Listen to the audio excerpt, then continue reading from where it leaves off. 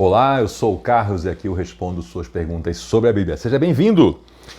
Este vídeo aqui é a segunda parte de uma série de respostas a afirmações e perguntas sobre a Bíblia. Por que que eu considero, não só eu, né? Por que que a cristandade considera a Bíblia como o nosso documento, a nossa regra de fé e prática. Se você perdeu o vídeo anterior, volte lá agora, assista o vídeo, porque é muito importante que você entenda aquele conteúdo, o contexto, as perguntas, a resposta que eu dei a afirmações como, por exemplo, a Bíblia é uma fraude, porque não existem manuscritos antigos, originais, na verdade, antigos existem, a Bíblia foi inventada no Concílio de Nicéia e outras bobeiras que são ditas por aí. Mas lá eu te explico e lhe dou a direção para você fazer também, se quiser, sua própria pesquisa. Mas hoje eu quero te contar o processo de formação da Bíblia desde o começo, desde a escrita lá do Antigo Testamento. Como é que a gente saiu de uma tradição oral, fatos foram se sucedendo e acontecendo, muita coisa foi escrita e a gente chegou então a esse volume que a gente chama hoje de Bíblia Sagrada. Nós saímos de vários rolos de pergaminhos feitos de pele de animal e rolos de papiro feito de massa vegetal, e nós chegamos ao que nós chamamos hoje de Bíblia, né? Livros bonitos, encadernados, que a gente consegue portar dentro de uma bolsa e carregar de um lado para o outro muito facilmente. Isso sem falar nos eletrônicos, né? Mas vamos lá. Então a história começa o seguinte. Existia tradição oral entre aquele povo chamado povo hebreu. Eles contavam as histórias. E quando eu falo tradição oral, talvez você não tenha noção do quanto essa prática ela é importante e o quão precisa ela é. Porque nós hoje que temos celular, câmera, vídeo, internet, papel, livro, nós não damos a importância para a tradição oral. Nós ouvimos uma história e às vezes comentamos essa história com pequenas variações. Nos grupos, nas etnias, onde a tradição oral é a forma de passar as histórias, gente, isso é muito sério. E aí surgem recursos. Tem grupos que cantam as histórias, porque no cantado se preserva. Tem grupo que faz na forma de rimas. Tem grupos em que as pessoas repetem exaustivamente as histórias para que se preserve de geração após geração. Então a geração dos avós está cobrando dos netinhos que repitam a história igual. Tradição oral é um negócio fantástico e se preserva muito. Mas enfim, surgiu num ponto da história esse homem, Moisés, que foi o libertador que levou o povo de Israel lá do cativeiro no Egito até a terra de Canaã, hoje terra de Israel. E esse homem pegou a tradição oral e ele escreveu o que nós chamamos de o livro do Gênesis. O que eles estavam vivendo ali, ele escreveu como Êxodo, Levítico, Números e Deuteronômio, que foi concluído provavelmente pelo Josué, que era o braço direito dele, o seu servo, servo no sentido de ajudante, né, quase um guardião, e concluiu então o Pentateuco. E por que esse livro é levado a sério? O Pentateuco, esses cinco volumes, né? Por que as revelações de Deus são levadas a sério? Porque sim, ó, é muito fácil um sujeito aparecer e dizer assim, Deus falou comigo, vocês têm que acreditar. Só que com Moisés não foi isso. Com Moisés foi um processo completamente diferente. Quando ele apareceu diante do povo, ele falou, Deus falou comigo, vocês têm que acreditar. Mas isso lá no Egito. E ele fez alguns milagres para comprovar que Deus estava com ele. E aí Deus fez tremendos milagres para comprovar que estava com Moisés. Mas o que realmente fechou a questão é que depois que eles saíram do Egito, eles foram para o deserto. Eles ficaram 2 anos estacionados ao pé de um monte. E lá Deus conversava com Moisés e essa conversa virou os livros sagrados. E todo mundo estava ouvindo. Todo o povo estava escutando. Então, basicamente, todo judeu hoje na face da terra pode dizer que um ancestral seu estava lá, aos pés do monte, lá no deserto, ouvindo Deus falar com Moisés e que, portanto, eles sabem que o Pentateuco é autêntico. Porque isso não foi Moisés que disse, foram 2 milhões de pessoas que estavam ouvindo. 600 mil homens, mais mulheres e crianças. Então, essa é a diferença da religião judaica. E aí Moisés escreveu essa história e aí ninguém questionou porque todo mundo viu, né? Então chegou até um ponto, a coisa foi tão intensa que as pessoas os líderes, né, foram para Moisés, e está na Bíblia, tá? Moisés, mais ou menos assim, minha interpretação. Moisés, pede para Deus falar baixo. Porque está todo mundo morrendo de medo de virar poeira, porque nós estamos ouvindo a voz de Deus. Conversa só vocês dois, depois tu conta pra gente. Então, chegou um ponto que a conversa realmente foi só entre os dois. E eles disseram, tudo que Deus falar pra ti, tu fala pra gente e a gente cumpre, né? Mas a gente não quer mais ouvir porque a gente está morrendo de medo, porque a voz de Deus se manifestava de uma forma intensa, né? Quando Deus falava, eles ouviam como se fossem som de trombetas, trovões, tinha fogo, tinha tremores de terra, e aí isso, os dias vão passando, passam-se as semanas, passam-se os meses, e o pânico tomou conta de todo mundo. Então, Moisés, por favor, silêncio, só entre vocês dois.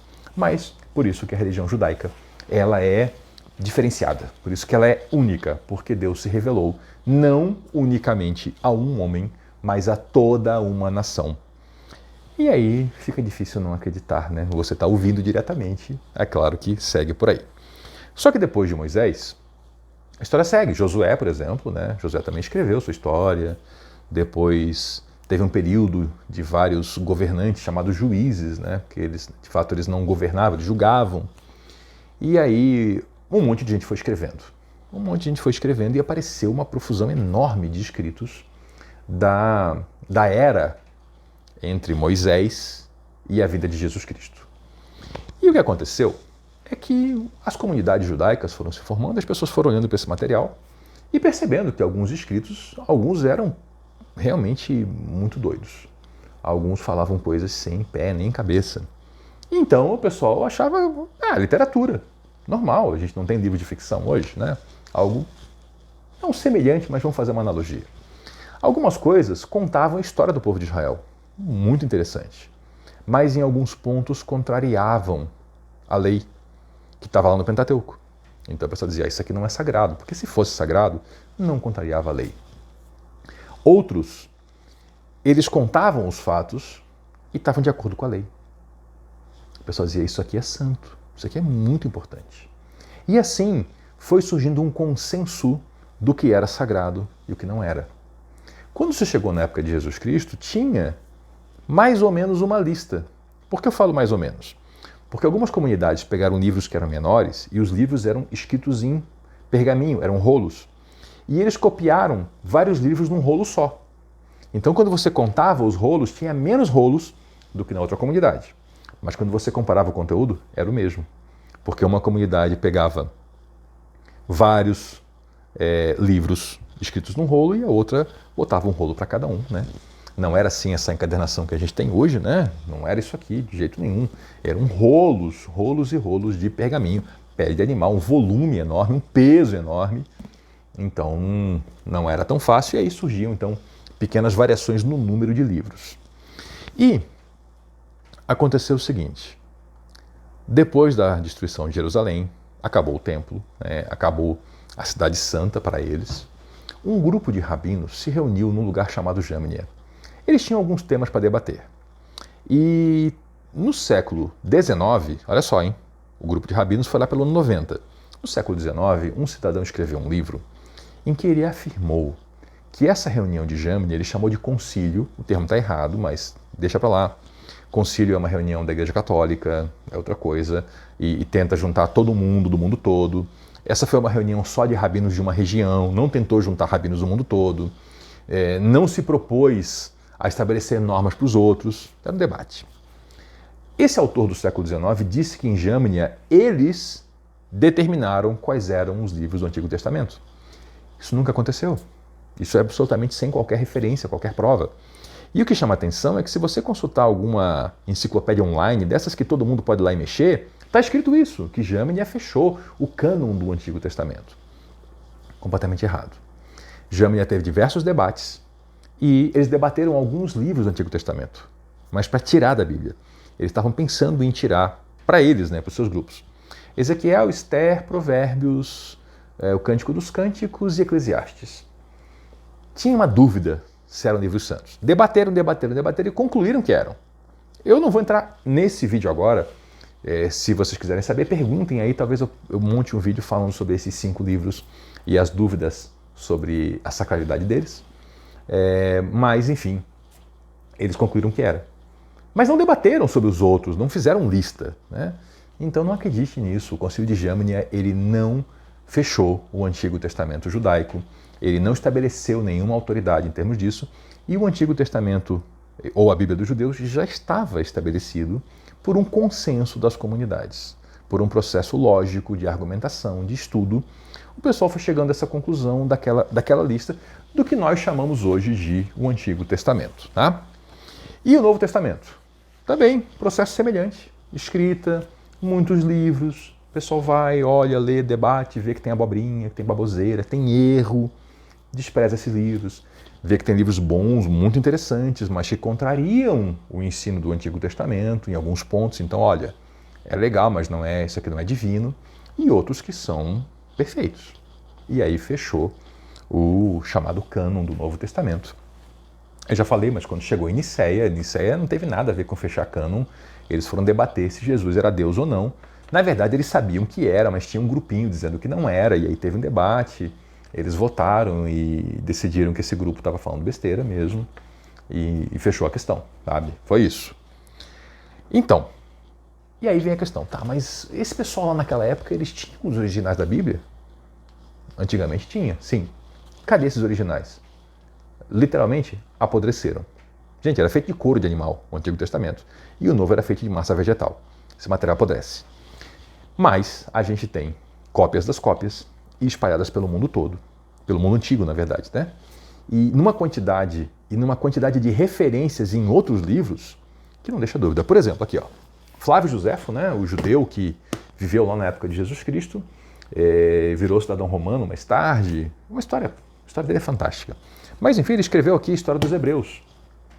Boa parte desse livro aqui repete o que está no Antigo Testamento, soma mais elementos históricos que não estão no Antigo Testamento, entra um pouquinho, fala sobre Jesus de Nazaré, fala sobre a vida dos judeus naquela época, enfim, é um documento histórico fantástico e faz referência a Jesus Cristo e conta algumas coisas também. Então, assim como esse, tem vários livros da Antiguidade que a gente tem acesso nos dias de hoje, que apontam para o cristianismo, apontam para o Novo Testamento, há comentários sobre livros do Novo Testamento, então a gente tem a certeza da existência deles.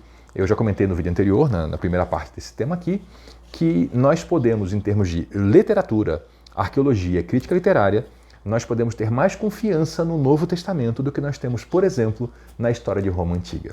Tem mais documentos apontando para a autenticidade do Novo Testamento do que apontando para a autenticidade da história de Roma. E a gente não questiona a história de Roma. Então, um pouquinho de lógica leva a gente a bons lugares. E aí tem esse monte de livros, os apócrifos, e os pseudoepigráficos.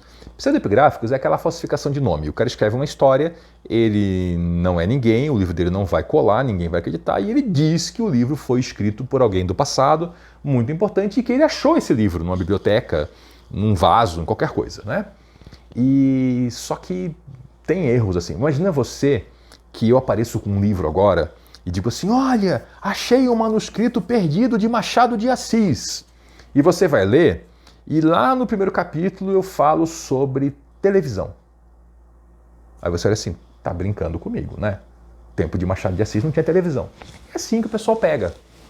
Termos que não existiam, expressões que não faziam sentido, referência a impérios que ainda não estavam formados, entendeu? E aí o pessoal foi tirando os pseudoepigráficos e os apócrifos mesmo. Gente, em termos de apócrifos, assim, a abundância tá aí, é enorme. E não é segredo, tá? Nunca foi. Tem gente que trata assim, não, a igreja, em referência à igreja católica, escondeu os apócrifos. Gente, escondeu nada, tá nas bibliotecas. No Brasil mesmo você compra pela internet, volumes e mais volumes de apócrifos, Só que realmente nenhuma igreja ao longo de 2000 anos levou a sério esses livros como livros sagrados. Até levou a sério alguma coisa como livro histórico, alguns assim para realmente entender o pensamento daquela época, mas nunca foi assim uma coisa sequer tema de debate em termos assim de, olha, temos uma dúvida sincera se esses livros não deveriam estar aqui ou não. Nunca foi. Então, se você tem curiosidade, faça o que eu fiz. Compre os apócrifos e leia. Estão disponíveis. Um grande amigo me perguntou há alguns anos, olha, agora foi publicado o Evangelho segundo, acho que era de Judas, o Evangelho. Não o Judas Iscariotes, o outro Judas, o irmão de Jesus. E aí perguntou, nossa, e o que isso muda para ti? Eu falei, não muda nada, porque só saiu uma publicação de uma editora famosa e saiu numa revista de grande circulação. Esse livro está disponível há séculos, eu conheço o conteúdo dele e não muda nada. Ele fala coisas que contrariam a Bíblia, então, portanto, para mim ele não é escritura sagrada. E tranquilo, né? A gente segue com esses livros. Então, não acredite assim que há um grande complô para esconder de você alguma coisa. Não está escondido. Você consegue baixar em PDF na internet esses livros. É porque a análise deles mostra que o conteúdo deles não tem como ser sagrado. Tem assim, tem de tudo. Tem erro histórico, tem realmente coisas assim contrárias, abertamente contrárias ao ensino de Deus. Então tá lá, né?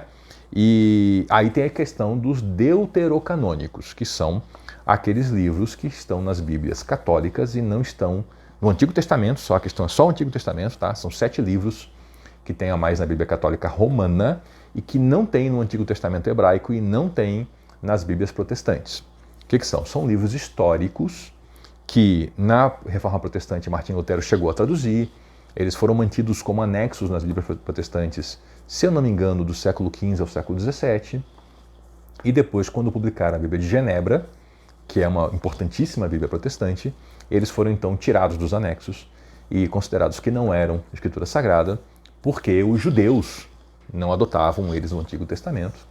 E, curiosamente, na época de Jesus, tinha uma boa parcela dos judeus que adotava esses livros como escritura sagrada. Então, a discussão ela é longa, ela é extensa, ela não está de maneira nenhuma fechada. Eu tenho a minha convicção pessoal sobre esses 7 livros. Vocês já viram, eu já vou fazer confusão aqui, né, na sua cabeça, né?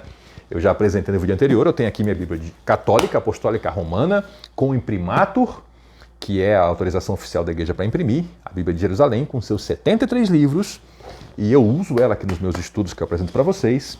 Eu tenho aqui também a Bíblia Nova Versão Transformadora, edição comemorativa aos 500 anos da Reforma Protestante, com os seus 66 livros, eu também uso aqui nos estudos. Tenho a Bíblia Judaica Completa, a tradução do David Stern, e aqui é uma história fantástica, né? Porque são judeus dos dias de hoje que entenderam que Jesus Cristo é o Messias que eles esperam. Ela tem os 66 iguais à Bíblia protestante, só que o Antigo Testamento está em outra ordem. Que ordem que é essa? A ordem do Tanar, que é a Bíblia hebraica. Eu tenho tudo isso aqui, eu uso tudo isso aqui. Tenho a minha convicção pessoal do que é a literatura inspirada. Já lhe digo, como eu falei no vídeo anterior, que eu leio.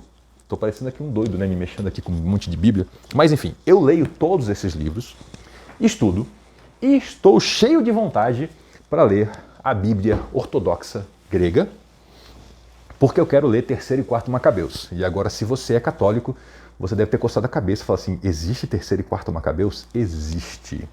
Na Bíblia ortodoxa grega me disseram que existe, eu quero lá ler para conhecer essa história.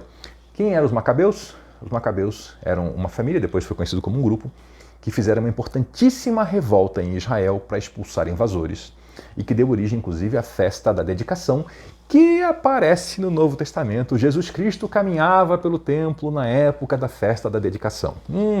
Então temos referências muito interessantes. Mas eu não vou entrar aqui na discussão sobre a sacralidade dos deuterocanônicos, até porque o que separa, em termos teológicos e doutrinários, os protestantes, dos católicos romanos, dos ortodoxos gregos, não é a existência desses livros. É a interpretação dos livros que todo mundo concorda. Então, eu não vou entrar nessa discussão aqui. Eu tenho minha convicção pessoal, né? Mas é importante que você saiba o que são esses livros e quais são essas diferenças. Bom, então vamos lá. Concílio de Nicéia não debateu lista de livros, coisa nenhuma. Concílio de Jamnia não fechou livros do Antigo Testamento, coisa nenhuma. Isso foi sendo por um processo lento, gradativo e de concordância entre as comunidades, primeiro judaicas, depois cristãs. Mas, no Concílio Católico de Hipona, eles publicaram uma lista dos livros que a igreja adotava. Eles não debateram, eles não disseram que eram aqueles, eles só publicaram o que todo mundo já fazia. Então o Concílio de Hipona tem isso sim. E, como eu já comentei anteriormente, nos livros da Patrística, que são os livros de diversos autores importantes lá dos primeiros séculos da história da igreja, eles comentam, eles citam, eles transcrevem trechos do Novo Testamento que nos mostram que os livros são esses que a gente tem até hoje mesmo. E aí nós chegamos então aos diferentes cânones, né? O cânone protestante, o cânone... Quando eu falo protestante, tá? Vou fazer uma pausinha aqui. Quando eu falo protestante, é o que é adotado por todo esse universo chamado no Brasil de evangélico. Nós vamos ter aí então luteranos, batistas, presbiterianos, os pentecostais, neopentecostais, eles usam então o cânone protestante, que é o cânone que foi fechado lá na Bíblia de Genebra, se não me engano foi século XVII. Temos o cânone católico apostólico romano, com seus 73 livros, não só tem esses 7 livros, mas tem alguns acréscimos a alguns livros, também, a alguns outros livros, né? Como por exemplo Daniel, ele é um pouco mais longo na versão católica do que na versão protestante. E nós temos o cânon judaico, que ele a Bíblia judaica, ela é exatamente o mesmo Antigo Testamento que os protestantes usam, com a organização dos livros em ordem diferente. E isso tem uma razão, tem um porquê, enfim. Mas a questão dos apócrifos, gente, é muito fraca, sabe? Dizer que o Concílio de Nicéia tirou os livros para excluir Maria Madalena, para reforçar o poder do patriarcado. Gente, ver filme de ficção e acreditar, sabe? Eu, por exemplo, eu gosto de ficção científica, mas nem por isso eu acho que aquilo que eu vejo lá na telona é o que acontece, né? Então a gente tem que saber se divertir com a ficção, mas não sair divulgando ela como fato, né? E como fato histórico. Então, eu espero com isso ter ajudado você. Eu não fiquei citando aqui, eu citei as 4 afirmações que me fizeram, não citei um monte de perguntas que me fizeram, para não ficar um vídeo aqui muito chato, né, lendo perguntas, mas organizei um roteiro aqui, você não viu, mas está aqui um roteiro, tá? Com os temas dessas perguntas, para a gente poder dar uma navegada sobre a formação do cânon, sobre a história do Antigo Testamento, papiros originais. E eu tenho absoluta certeza que com isso tudo que eu lhe trouxe, esse monte de informação, eu só comecei a tratar do tema. Isso aqui não é a versão em vídeo de um artigo científico. Isso aqui não é um curso completo de história da igreja e da canonicidade da Bíblia Sagrada. Não é. Isso aqui é um vídeo onde eu estou respondendo algumas perguntas e algumas afirmações e fazendo alguns comentários, tá? Tem muito material para ser... Por exemplo, só para ler Flávio Josefo vai tempo, né? Então a gente podia fazer aqui um curso com 2 horas de aula por dia, um semestre inteiro, e quando terminasse o semestre, nós iríamos nos reunir e dizer, e aí, vamos começar agora a estudar então? Porque a gente já viu a introdução, né? É muita coisa para ver. Mas eu achei que esses temas eram importantes, esses pontos. Se você quiser explorar mais esses assuntos, bote nos comentários suas perguntas, né? Quem tem acesso direto a mim, pergunte para mim. Enfim, eu vou juntando aquilo que eu estou vendo que está gerando volume de dúvida, volume de pergunta, e monto um vídeo.